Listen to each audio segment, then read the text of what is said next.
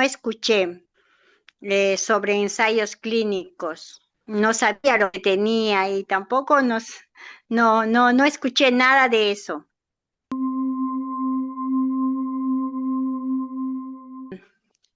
Yo realmente confío en los médicos y, y si un médico me dijera que no lo haga, yo podría hacerle caso.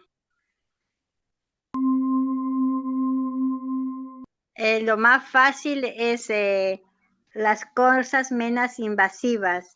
Eh, Qué sé yo, que me tome la presión, llevar la orina y todo eso es re fácil. Lo que me es difícil es cuando me extraen sangre porque tengo las venas muy finitas y les cuesta sacarme sangre.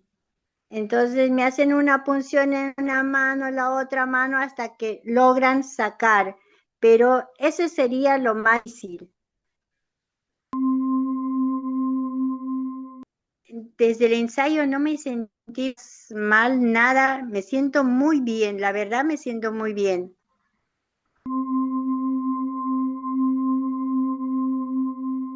Esa, esa pregunta a mí me la hicieron igual, pero no los médicos o no gente. Pasa en la familia o en la sociedad de afuera que te dicen, no, entonces vas a entrar en un conejillo de indias. Recién también me lo dijeron.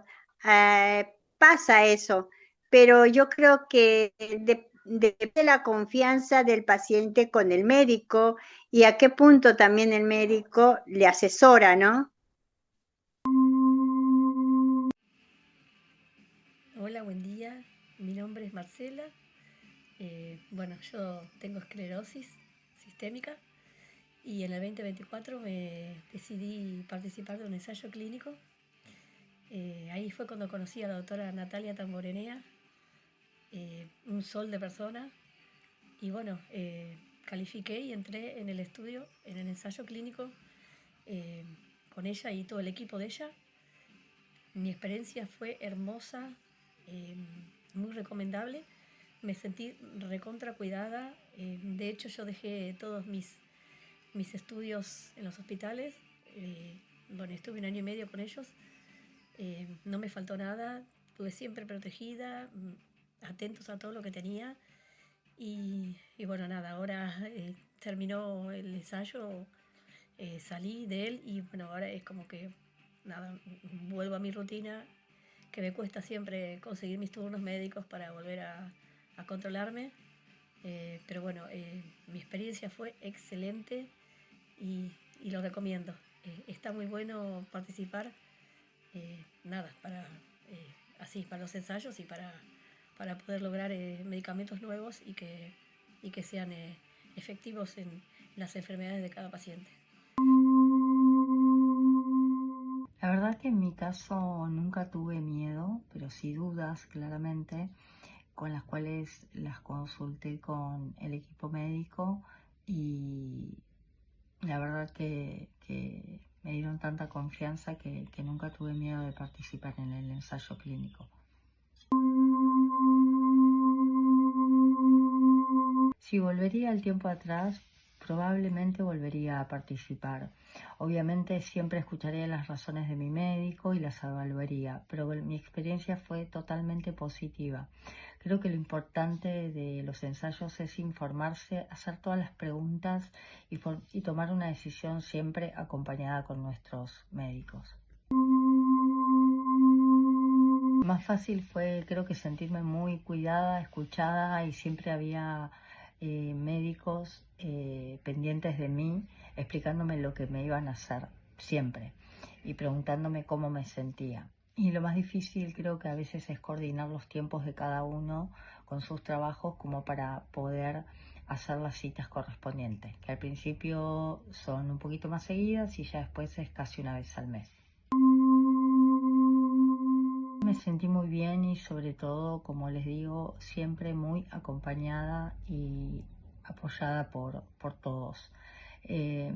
También haciendo este ensayo clínico creo que sentí que aparte de hacerlo por mí, está muy bueno hacerlo para saber que hay personas que tienen lo mismo y que quizás tengamos una medicación acorde a lo que es nuestra patología, ¿no? Eso para mí tuvo mucho valor.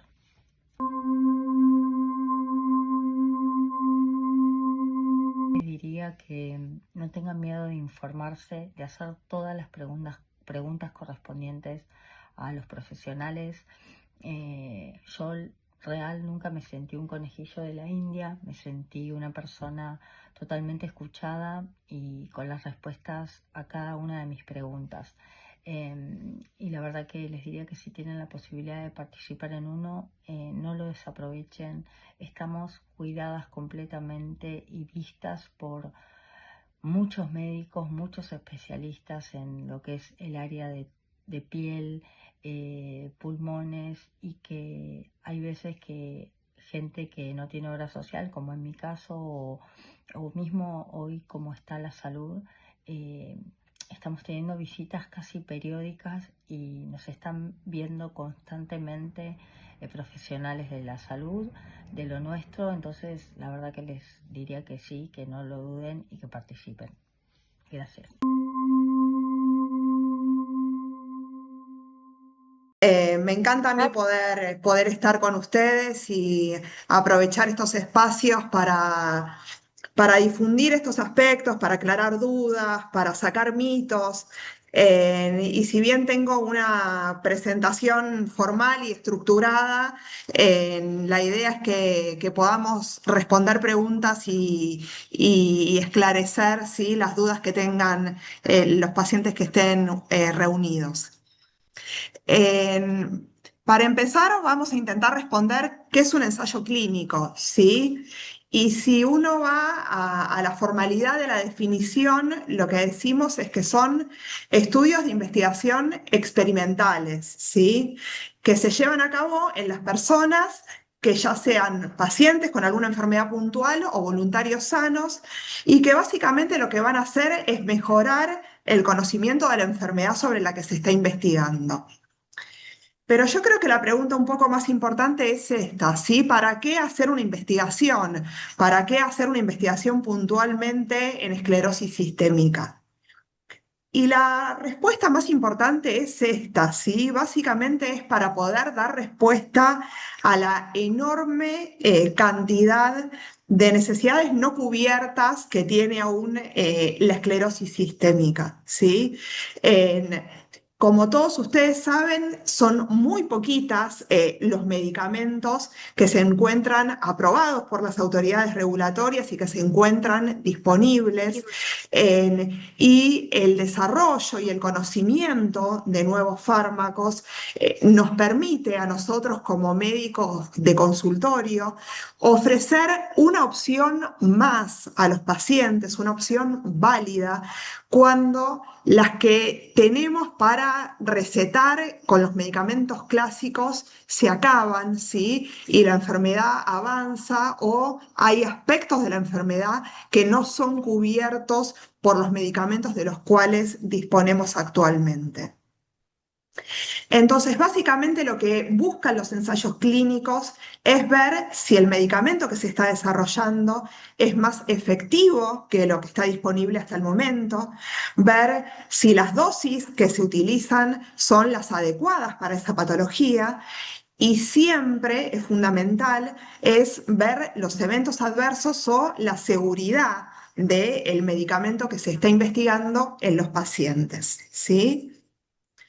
Y que sea experimental, ¿qué significa? Que todavía ese medicamento no se encuentra aprobado para la enfermedad que se quiere tratar. Es decir, que si yo agarro la cajita del medicamento, abro el prospecto y lo leo, no dice que el medicamento se utiliza o se encuentra aprobado su uso en esclerosis sistémica, ¿sí? ¿Y por qué digo esto?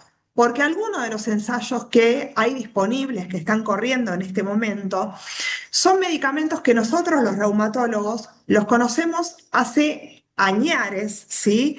Y que se encuentra aprobado por ANMAT, por FDA, por las agencias europeas en todo el mundo para otra patología, como por ejemplo el lupus eritematoso sistémico, ¿sí? Que lo usamos en el lupus hace más de 15 años, ¿sí? Y que el ensayo lo que busca es ver si el medicamento es efectivo en esclerosis sistémica. Entonces, no está en el prospecto, se quiere ampliar el uso de ese medicamento, la indicación de ese medicamento, y por eso se lleva a cabo este ensayo clínico, ¿sí? ¿Cuáles son las fases de un ensayo? No las quiero aburrir y si hay poco tiempo vamos a ir rápido con esto, pero básicamente antes de llegar a las personas, antes de llegar a los pacientes, los medicamentos se estudian durante muchísimo tiempo en el laboratorio, ¿sí? Ya sea en la mesada, ¿sí? Con pruebas in vitro, como en animales de laboratorio. Es decir, pasan muchos años, casi siempre, antes de que el medicamento se llegue a utilizar en pacientes, ¿sí?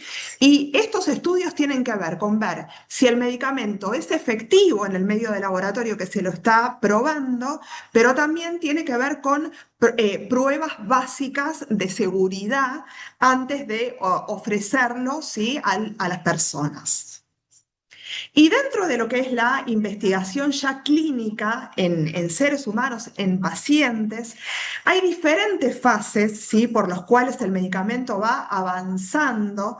A medida que la fase de investigación avanza, es porque se tiene más conocimiento sobre la seguridad, en primer lugar, en los pacientes, la eficacia, ¿sí? Y se van tomando datos más precisos sobre cuál es la mejor vía de administración, cuál es la dosis más apropiada de ese medicamento. Entonces, a medida que las fases de investigación avanzan, aumenta también el número de pacientes que se incluyen en esos ensayos, ¿sí? ¿Y qué es lo importante también? ¿Sí? Que en casi todas las patologías, anualmente se desarrollan muchísimas drogas, ¿sí? Muchísimas moléculas que pasan por la fase de investigación tanto preclínica como clínica. Sin embargo, las que se aprueban y las que llegan a la venta y a la comercialización son muy poquitas, ¿sí? Y todo esto tiene que ver con que los procesos de investigación son sumamente rigurosos, tanto en nuestro país como en el resto del mundo, ¿sí? Y si las drogas no pasan por todas las evaluaciones de calidad en eficacia y en seguridad, no salen a la comercialización, ¿sí? Y eso es un dato más de tranquilidad a la hora de prescribir, ¿sí? Un medicamento. Todos los ensayos clínicos y todo el camino que hace un fármaco antes de llegar a las farmacias y a que el médico la pueda recetar son más de 10 a 15 años, ¿sí? De investigación, y de la gran cantidad de moléculas que inician, son muy poquitas las que llegan. Ahora, preguntas que surgen, ¿sí? ¿Cómo es un centro de investigación en la vida real? ¿Cómo son las personas que llevan adelante la investigación? ¿Cómo es el circuito adentro de un ensayo clínico? ¿Sí? Y como decían un poco las pacientes, un paciente en un ensayo clínico está muy cuidado, ¿sí? Está muy observado porque son muchos los eslabones, ¿sí? Que participan en el desarrollo del ensayo y en el cuidado de ese paciente. Desde el punto de vista edilicio, la realidad es que no va a ser muy distinto ir a un centro de investigación a ir a un hospital o a un sanatorio o a un consultorio médico, ¿sí? Ustedes van a ver que va a haber un área de espera, ¿sí? Un área de descanso, que va a haber un área específica en donde se tomen las muestras de sangre fundamentalmente y se procesen para después su análisis. Va a haber consultorios médicos en donde van a ser atendidos por los médicos que los lleven adelante, ¿sí?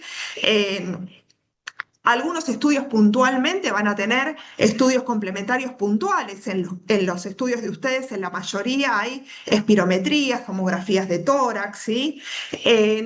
Pero digamos, los procedimientos que se hacen no son muy diferentes a los de una consulta médica, ¿sí? E ir a un centro de investigación no es ir a la NASA, es muy parecido a ir a un consultorio, a un hospital, ¿sí? O a un sanatorio privado donde puedan atenderse actualmente. ¿Y cómo es el equipo de trabajo? ¿Sí? Esto no se lleva a cabo por una sola persona. Indefectiblemente hay una enorme cantidad de gente trabajando, ¿sí? Y apoyando a cada paciente para que el ensayo sea exitoso, ¿sí? Y el paciente esté bien cuidado. Y bueno, el primer eslabón es el investigador, ¿sí? Que es el médico que le va a proponer el ensayo al paciente, que, como decíamos, ¿sí? Cuando tal vez las instancias que se encuentran disponibles en la práctica médica habitual del consultorio se acaban y el médico ve que algún aspecto de la enfermedad está progresando, es el que le tiene que ofrecer el ensayo al paciente y explicarle todas las posibles, ¿sí? Alternativas que hay para su tratamiento. En general, el investigador no es un solo médico, sino que es un grupo de médicos, ¿sí? Que van a llevar adelante la atención del paciente. Va a haber un coordinador del ensayo, que es una persona fundamental, porque va a ser el que de alguna manera, como la palabra lo dice, coordine a todo el equipo de profesionales y es el que le lleve la agenda al paciente, es el que le diga, hoy tenés visita, hoy te haces la espirometría, hoy te sacan sangre, vení en ayunas, no vengas en ayunas, hoy toca la tomografía. Es el que va a entregar la medicación, ¿sí? Es una persona fundamental en el desarrollo del ensayo. ¿Quién es el monitor? ¿Sí? Todo este ensayo clínico que uno desarrolla no lo hace por las de uno, ¿sí? Independientemente. Todo está absolutamente monitoreado, auditado, ¿sí? Tanto por el laboratorio que está desarrollando y fabricando el medicamento, que es el patrocinador, que es, en general es un laboratorio de la industria farmacéutica, ¿sí? Como por las autoridades regulatorias, que en nuestro país es el ANMAT. Entonces, digamos, la información del paciente es confidencial, ¿sí? Es decir, nadie va a saber con nombre y apellido la identidad de la persona que está formando parte del ensayo. Pero sí, toda la documentación médica, la historia clínica y los estudios de laboratorio y la tomografía y las espirometrías van a ser monitoreadas y auditadas para ver que el paciente esté evolucionando y para ver también todos los eventos de seguridad, como les decía, ¿sí? Que el paciente no esté teniendo eventos adversos, si tuvo algún evento adverso, cómo se lo trató, cómo se lo controló, o sea, todo el proceso del ensayo está absolutamente vigilado, siempre en pos de, digamos, en la defensa de la seguridad del paciente en primer lugar. En todo este camino, por supuesto que hay un enfermero, ¿sí? Que es el que va a tomar las muestras de laboratorio, el que muchas veces toma los signos vitales, hace el electro, ¿sí? También es fundamental en cada una de las visitas. Y hay un farmacéutico que es el que va a llevar el control propiamente del medicamento, ¿sí? Es el que va a ver que el paciente haya tomado correctamente el medicamento en estudio y es el que le va a dispensar y le va a entregar nueva medicación en cada visita, ¿sí? Ahora, la pregunta que sigue es, ¿todos los pacientes que quieran pueden participar en un ensayo clínico?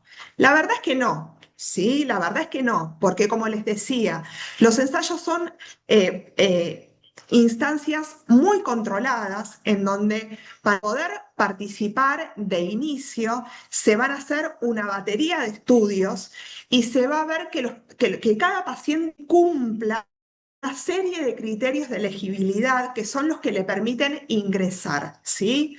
¿Eso qué va a garantizar? Va a garantizar que cuando se informen al final del ensayo los resultados del estudio, los resultados sean de calidad y va a garantizar una vez más la seguridad del paciente de que si alguno de los estudios que se hizo en esa batería inicial tiene algún parámetro que puede poner en riesgo que el paciente ingrese su salud, obviamente no va a ingresar, va a quedar excluido, ¿sí? Entonces, no todo paciente con un determinado diagnóstico puede ingresar libremente a un ensayo, ¿sí? Entonces, yendo allá, ¿cuál es el camino que hace el paciente en el ensayo clínico? El primer punto y fundamental en esto es el consentimiento informado, ¿sí? El consentimiento informado es un documento, ¿sí? En donde se explica detalladamente todo el proceso que va a llevarse a cabo durante el ensayo, ¿sí? Se explica toda la información que tiene que ver con el medicamento en estudio en sí mismo, lo que se sabe hasta el momento de eficacia y de seguridad de ese medicamento, y todo el cronograma de visitas, el tiempo que el paciente le va a tener que dedicar al estudio, los posibles riesgos, los posibles beneficios, ¿sí? Y es un proceso, ¿sí? Es un proceso largo en donde en general se le entrega al paciente previamente a que participe, digamos, cuando se le ofrece la posibilidad para que se lo lleve a su casa, para que lo lea tranquilo, para que lo lea con su familia, para que lo discuta con su familia, ¿sí? Vuelve al consultorio, se responden las dudas y una vez que el paciente realmente tiene la voluntad de participar, el consentimiento se firma, ¿sí? Y lo firma el médico y el paciente a modo de compromiso mutuo. El paciente se compromete a participar del cronograma de visitas y a seguir con las indicaciones que el médico le da, y el médico se responsabiliza del cuidado de la salud del paciente, ¿sí? Y de estar atento y responder ante cualquier eventualidad que surja. Es fundamental aclarar que la participación en un ensayo clínico siempre es voluntaria y que si bien uno le pide a los pacientes que el compromiso se sostenga hasta que el ensayo finalice, si por alguna decisión personal el paciente deja de tener voluntad de participar, ese consentimiento se declina y se cesa, ¿sí? Se interrumpe el ensayo. No es obligatorio llegar al final si por un motivo personal o por lo que fuera, en un determinado momento el paciente no quiere seguir participando, ¿sí? Y bueno, luego viene la fase de selección, que es un poco lo que les decía antes. Una vez que el consentimiento se encuentra formado, se hace la visita de selección, que es una visita un poco más larga, ¿sí? En donde se le hacen, como les decía, una serie de pruebas generales, que en los estudios para esclerosis sistémica en general es un estudio de laboratorio de sangre, una espirometría y una tomografía de tórax, ¿sí? Y se esperan todos esos resultados. Si los resultados están dentro de los parámetros que pide el estudio y no hay ningún valor fuera de rango que ponga en riesgo la seguridad del paciente, se lo llama al paciente, se lo cita al consultorio y se le dice, está todo en orden, podemos seguir adelante. Ese proceso de selección dura aproximadamente un mes entre que se hacen estos estudios y se obtienen los resultados. Y si llega todo en orden, como les acabo de decir, recién ahí empieza la fase de tratamiento, ¿sí? Que es la primera vez que el paciente toma contacto con el medicamento en estudio, ¿sí? Y es a partir de ahí que comienza el cronograma de visitas que, como decía una paciente, tal vez las primeras son un poquito más seguidas, pero luego se tornan muy parecidas a lo que pueden ser las visitas en consultorio comunes, ¿sí? Fuera de un ensayo clínico en cuanto a frecuencia y en cuanto a duración, ¿sí? Se empiezan a espaciar y empiezan a ser más cortas también en complejidad, ¿sí? Y este punto es importante también. Toda la medicación que trae el paciente y que viene tomando habitualmente para su esclerosis sistémica, que en general los medicamentos más frecuentemente utilizados son el micofenolato o el metotrexate, los vasodilatadores como la nifedipina o el sildenafil, todos los medicamentos se continúan, ¿sí? No hay que suspender nada de la medicación habitual, ¿sí? Que ustedes toman para poder participar en el ensayo clínico. El tratamiento habitual que ustedes traen continúa, ¿sí? Y por supuesto, la participación en el ensayo es absolutamente gratuita, ¿sí? Y los patrocinadores también contemplan el pago de viáticos para los pacientes que forman parte de los ensayos clínicos. Y bueno, ¿cuándo finaliza el estudio? El estudio finaliza por varios motivos, ¿sí? Cuando concluye el tiempo que se había pautado para que ese ensayo clínico dure. Los ensayos suelen durar 1 año, a veces 2 años, ¿sí? Y algunos después tienen lo que se llama fase de extensión, y hay ensayos que duran hasta 5 años, ¿sí? Los ensayos pueden finalizar, ¿por qué? Porque el paciente hace algún evento adverso que no permite que continúe, porque a pesar de participar en el ensayo, el médico ve que la enfermedad de base está progresando y el médico considera que lo mejor es probar otro tratamiento y no continuar con el ensayo, o como les decía antes, porque el paciente decide que no quiere continuar. Cualquiera de estas opciones es válida, ¿sí? ¿Y qué pasa si ustedes tienen un evento adverso durante el ensayo? En primer lugar, lo fundamental es la comunicación directa con todo el grupo de trabajo del centro de investigación. El paciente que participa de un ensayo clínico tiene el teléfono del médico que lo atiende, del investigador principal del ensayo, del coordinador, de la enfermera, ¿sí? Porque cualquier cosa que ocurra, hasta, no sé, me corté con un cuchillo y me tengo que dar la antitetánica o me tienen que suturar una herida que no tiene nada que ver con la enfermedad, todo tiene que ser, digamos, esa información la tiene que tener el investigador para reportarla, ¿sí? Si tienen que tomar un antibiótico porque tienen una infección urinaria, una bronquitis, una neumonía, todo se tiene que reportar, ¿sí? Y el investigador tiene que estar informado. Y si los eventos adversos están vinculados a el medicamento que se está desarrollando y se requiriera una internación, se requiriera un antibiótico o lo que fuera, el sponsor, el laboratorio que patrocina el estudio, ¿sí? Cubre también los costos de esa situación. Entonces, lo que quiero decir con esto es que uno está mucho más cuidado que en una consulta habitual, ¿no? Es como si tengo una bronquitis atendiéndome en el hospital y bueno, voy a la guardia por la bronquitis. Acá la comunicación con el equipo de investigación es directa, ¿sí? Y las cosas se resuelven bien cuidadosamente, ¿sí? Siempre en pos de la seguridad del paciente. Y bueno, ¿cuáles son los beneficios de participar? En primer lugar, que el paciente que participa en un ensayo muchas veces está utilizando medicamentos, siempre en realidad, que no están disponibles para el público en general, ¿sí?